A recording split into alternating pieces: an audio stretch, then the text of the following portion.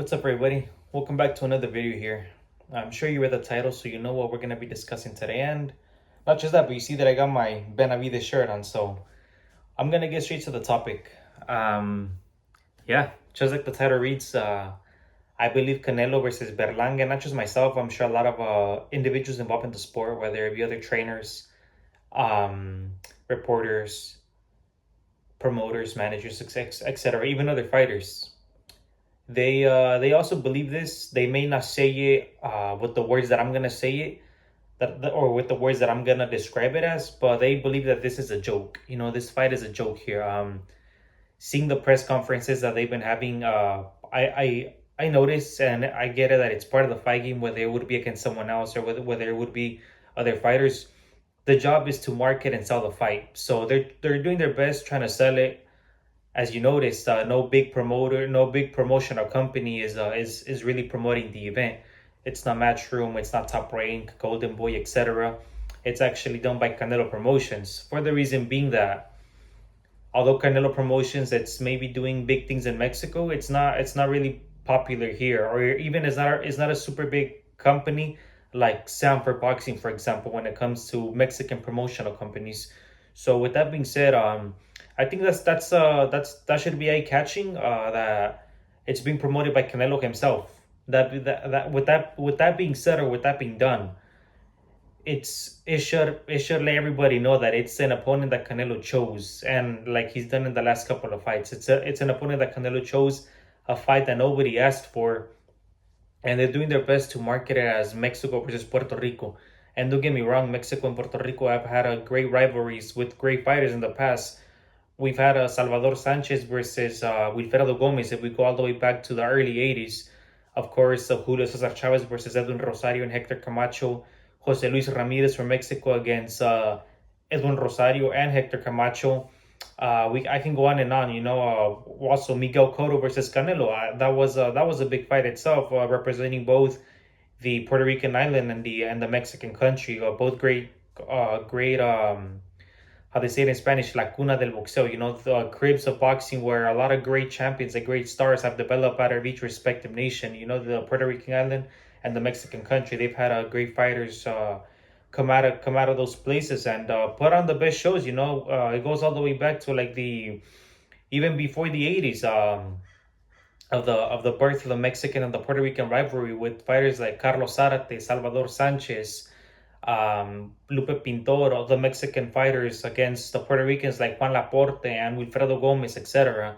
So it's a rivalry that has been going on for the past almost, I'm gonna say, almost a century, and it's had nothing but great success. It's, if anything, the biggest rivalry in boxing. So it's a rivalry that I respect and that I'm honored to have Mexican heritage and Mexican blood in me, whereas I can be involved in that tradition when it comes to this beautiful sport. So it's something that I respect. But this fight, it's totally taking a toll on it. Let's be honest, a lot of Puerto Ricans and a lot of Mexicans realize this, that it's not gonna be a great Mexico versus Puerto Rico fight like it's been done in the past with the great fighters that I just mentioned. So in all sense, it's a joke. It's a joke. I think it's a joke for the sport. We all were expecting the Benavidez fight. There was no other fight to be made at 168 besides the Benavidez fight for Canelo. Benavidez had other opportunities that he could have fought, like for example David Morrell. I've seen interviews where other big name trainers like Robert Garcia has mentioned that David Morrell could have been a big fight for Benavidez, but it may not have been a bigger fight than possibly Benavidez fighting against the winner of Bivol and Beterbiev. And now I realize, and I'm sure Benavidez realized, that he was not getting the Canelo fight. He was not gonna get it. It was just a done deal that he was not gonna get it. They did any and everything to get the fight made. If we go a couple years back when Canelo was in his mid early 20s, it is Dandy Lara did the same thing. He pressed Canelo on social media. He got up on stage on the post-fight press conference when Canelo had beaten Alfredo Angulo. Lara got on Canelo's face, and in front of everybody that was present there, the whole media, he made it aware that he was interested in a fight with Canelo. So at that time, Canelo wasn't in the position that he is now, where he could pick and choose. He could pick and choose and select the opponents that he wants to fight with. And I respect that, because he's in that position where he fought Miguel Cotto, the back-to-back fights with Triple G. He beat Daniel Jacobs.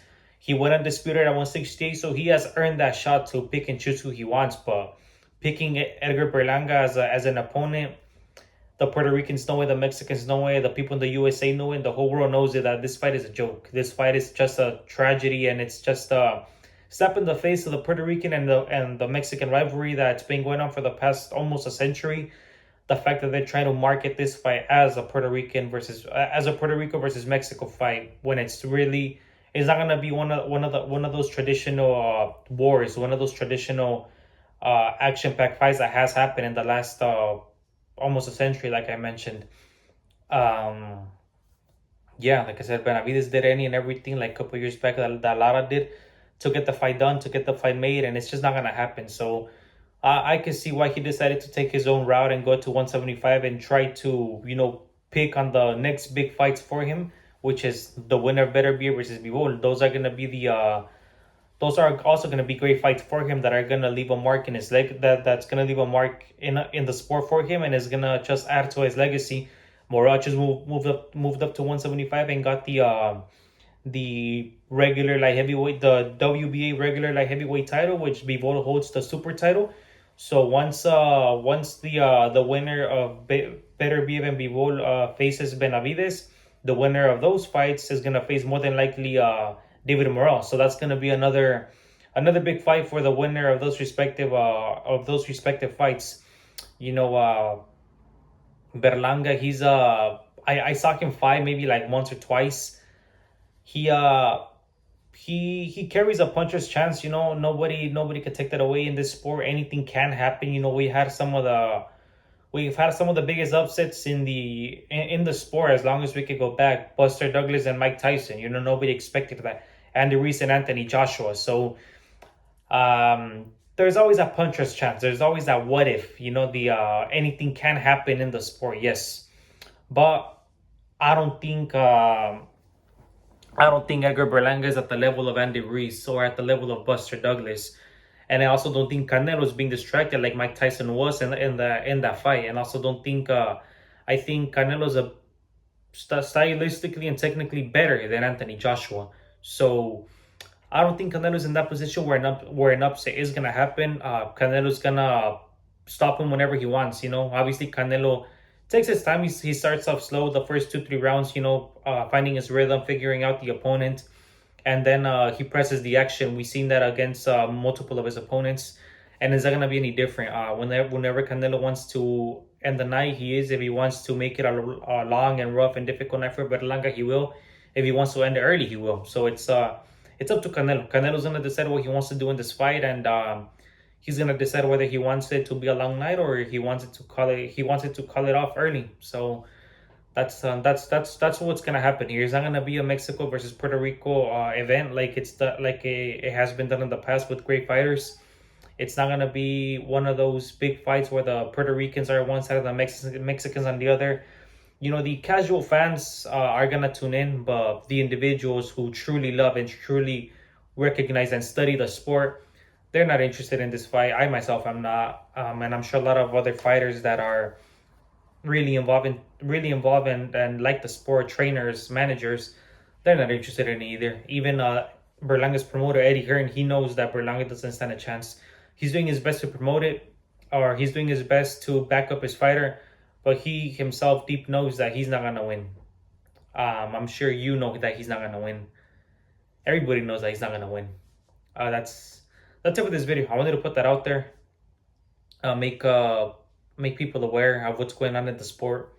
It's a tragedy, and it's just a slap in the face of the Puerto Rican versus the Mexican rivalry that's been going on in the past century, like I mentioned already. So yeah, that's it for this video, and I hope you guys have a good one. I got more videos coming your way, so stay tuned. And yeah, I have a lot more coming your way. All right, peace out.